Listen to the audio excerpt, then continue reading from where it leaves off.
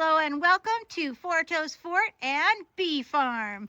It is another season here at the farm where we are about to unleash our bees into their hive. It is a rainy day. You can see that there is still snow on the ground there behind Robert. We've been doing this for about a decade. Now, this year we are doing just one hive. That's pretty risky. We will be adding a pollen trap here in about 3 weeks so that the bees have a chance to get acclimated. Next to Robert is a container of sugar water and a patty of pollen.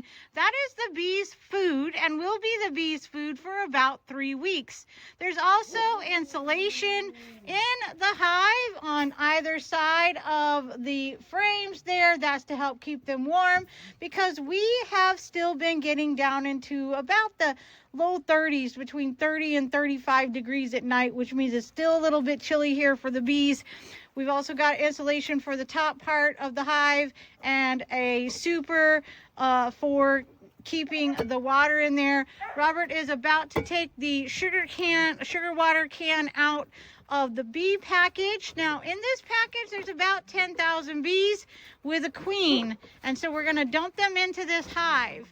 A lot of times you guys will ask us why we don't overwinter our bees. Well, last winter we had a significant amount of cold weather. We were negative 30s, negative temperatures from basically Thanksgiving past St. Patrick's Day. We had negative temperatures even, so it was an extensively cold winter this year. So here is the queen. She is a white queen this year. That dot on her marks what type of queen, well, not really what type of queen, but what queen is in the hive. And this year is white. I think last year was blue, year before was pink, something like that. But that helps us identify where our queen is in the hive. So he's going to dump them in there in just a second.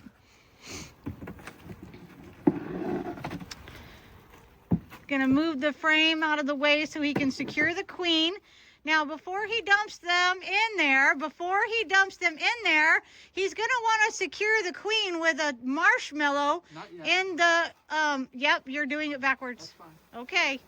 Usually, or at least when I do this, I put the queen in there first and then I dump the bees in. But Robert likes to get a little risky and do things a little bit backwards, which will be fine. Oh, I've already got them landing on me, so I'm going to back up just a little bit. I spilled some sugar water on me. I don't have gloves on so I could film for you guys. So now he's going to, I'm going to try to get closer. Now he's going to release the queen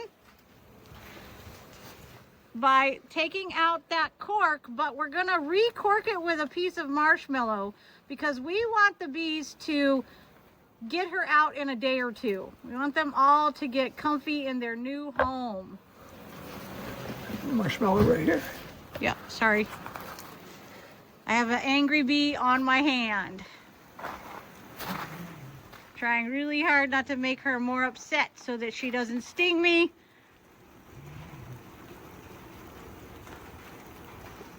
Okay, Robert's got the queen all secure and ready to go.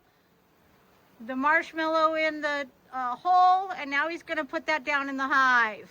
So they eat through the marshmallow and let the queen out in about 3 days. Oops, she's about to sting me for sure. You guys see her on my hand there? Yeah, she is definitely wanting to sting me. Woo, fly away, little bee.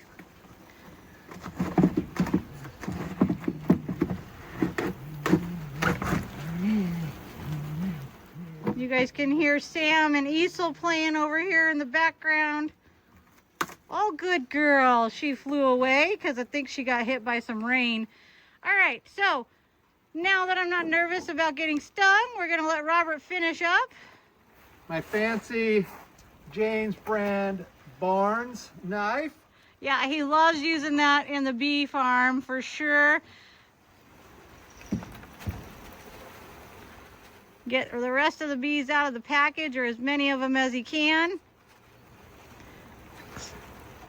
Looks like we might have quite a few that didn't make it in the transport.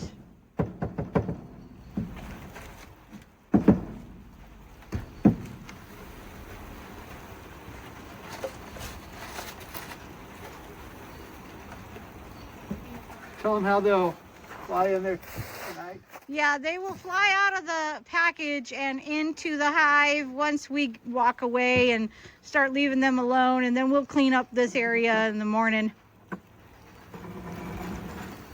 Can we get a close-up? Yep, I'm trying to. Trying not to trip on the snow and the ice.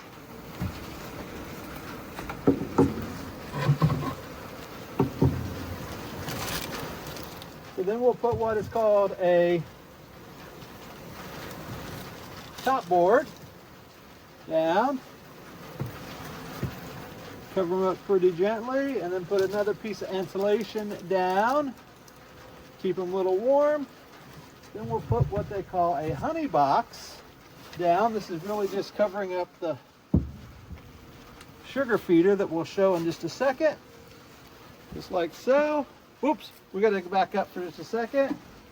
We forgot to put the pollen patty. Michelle, tell them what the pollen patty's for. The pollen patty is obviously food for the bees. They need the extra energy right now so that they can start cleaning up those hive frames and getting that hive ready for the queen to start laying some eggs. So they all need that extra energy, and especially because we are a colder climate, we want to provide them with lots of good food. So now we'll put the honey box Robert, back. they're landing all over me. And we'll put the sugar feeder down. So he doesn't want to cover the hole so they can fly up in there and get some water, sugar water. How often do we add the sugar water, Michelle? About once a week.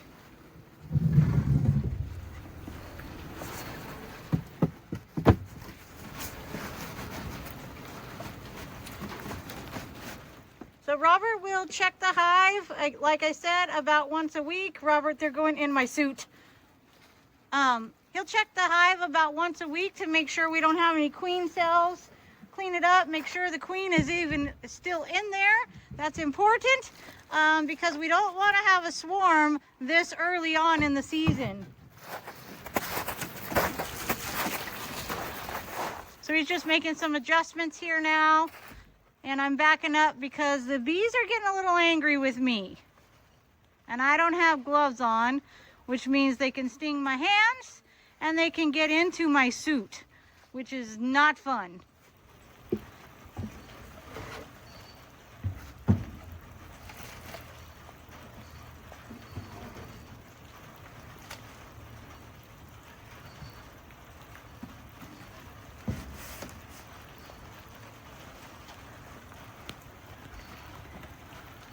Getting it all buttoned up there.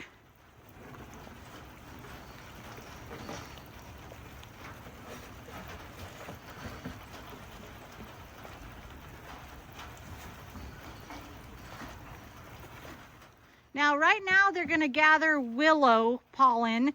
That's what is prevalent in our area right now. As you can see, we don't have any flowers, but the trees are budding out, and so they will be going and grabbing willow pollen here soon. But like I said, we're not going to be collecting pollen from them for a couple of weeks. Really let them settle in and acclimate because we only have the one hive. We really want to give them the freshest start we can. And then in August, when we harvest, we should have a good amount of pollen. We usually have about, I don't know, 20 or 30 pounds of pollen that we collect, even from one hive. And if it's rainy like it was last year, we'll have a low amount of honey, but if it's not, we should have a pretty decent honey haul even from one hive. And that's how you do a quick and dirty bee box installation in about 5 or 10 minutes. Thanks for watching. Be sure to hit that subscribe button wherever you are watching this video. Thank you.